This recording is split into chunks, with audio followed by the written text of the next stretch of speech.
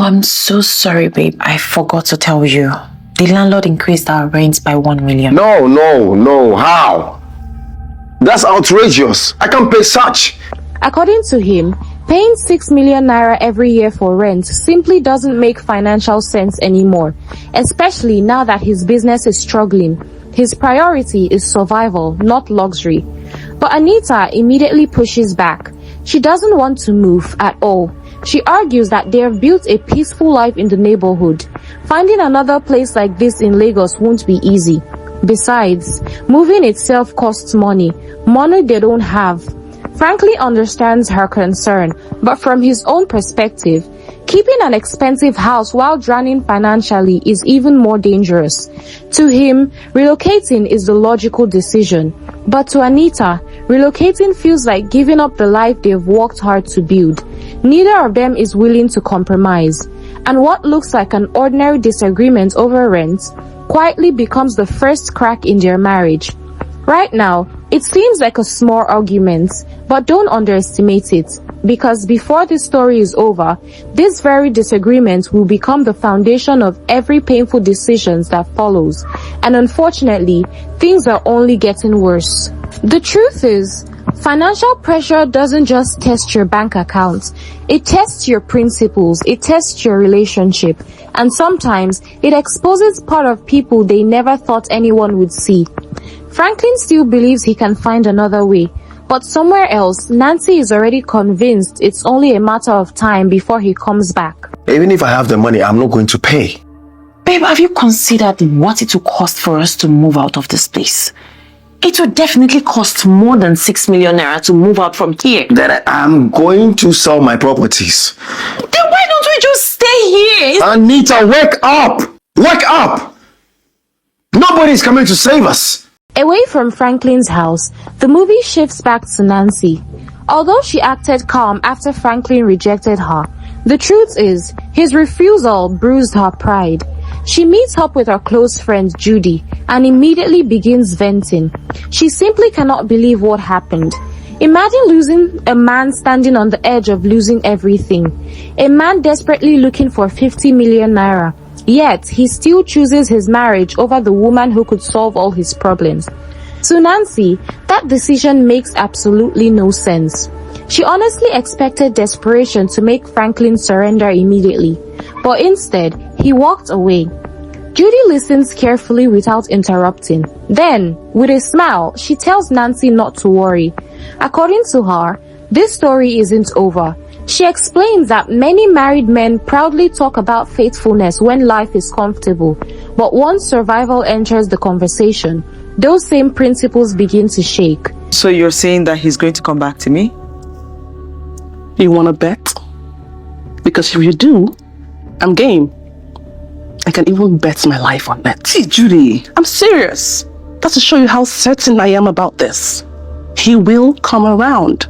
It's a bold statement. Nancy isn't completely convinced. She reminds Judy that Franklin seems very serious about protecting his marriage. But Judy remains confident. She even predicts exactly what will happen next. Franklin will return.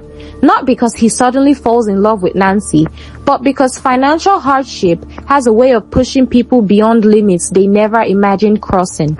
And honestly, that prediction hangs over the rest of this movie like a dark cloud. Nancy finally smiles. Instead of chasing Franklin, she decides to wait, because in her mind, time is now working for her. Meanwhile, Franklin refuses to give up. If Nancy isn't an option, then someone else has to be.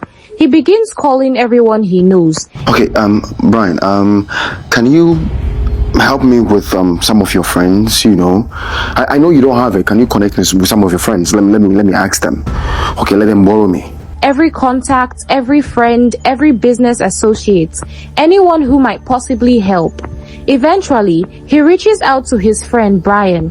Without hiding his desperation, Franklin explains the entire situation. He needs 50 million naira immediately. Brian wishes he could help, but he simply doesn't have that type of money. Still hoping for a miracle, Franklin asks another question. If Brian can't help personally, maybe he knows someone who can. Maybe there's a wealthy friend willing to step in. But once again, the answer is disappointing. Nothing. Another dead end, another rejection. At this point, you really start feeling sorry for Franklin, because it's one thing for one person to reject you. It's another thing when everyone says no. Call after call, hope after hope, every single conversation ends exactly the same way. No help, no money, no solution. Eventually, Franklin gives up making calls. He sits quietly, emotionally exhausted. Then he says something many people can relate to. He admits that these days, it feels like nobody helps anymore. Not because people don't care, but because everyone is fighting their own battle. According to him, Nigeria's economy has become so difficult that almost everyone is struggling to survive. So don't get angry that no one accepts to help you. You know they be saying no day, guy. And honestly, that moment feels painfully real. Still searching for answers, Franklin later meets another close friend, Maxwell. Unlike everyone else, Maxwell patiently listens from beginning to end without interrupting. Franklin tells him everything: the seized container, the 50 million, Nancy's condition, the pressure at home, the rent problems, everything.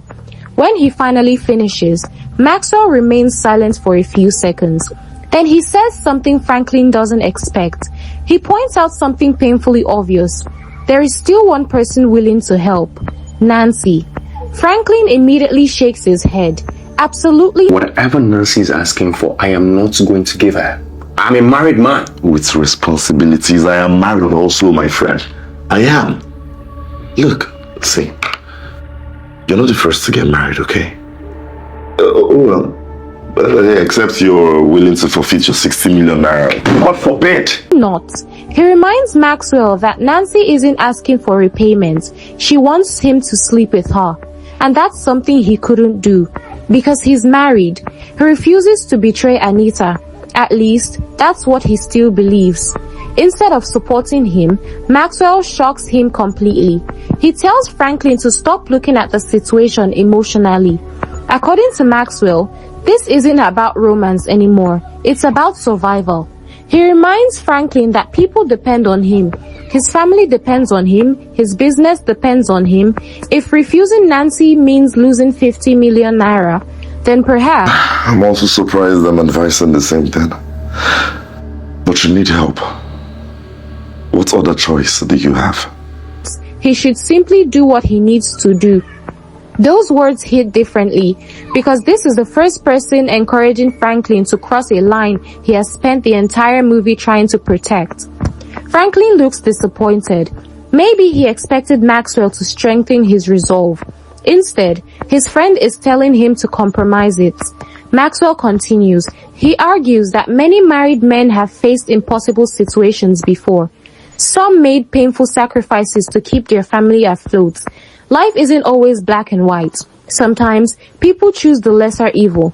Franklin doesn't respond immediately. He simply stares into space, clearly troubled, because deep down, part of him knows Maxwell has planted a dangerous thought in his mind. And once an idea like that enters your head, getting rid of it becomes almost impossible.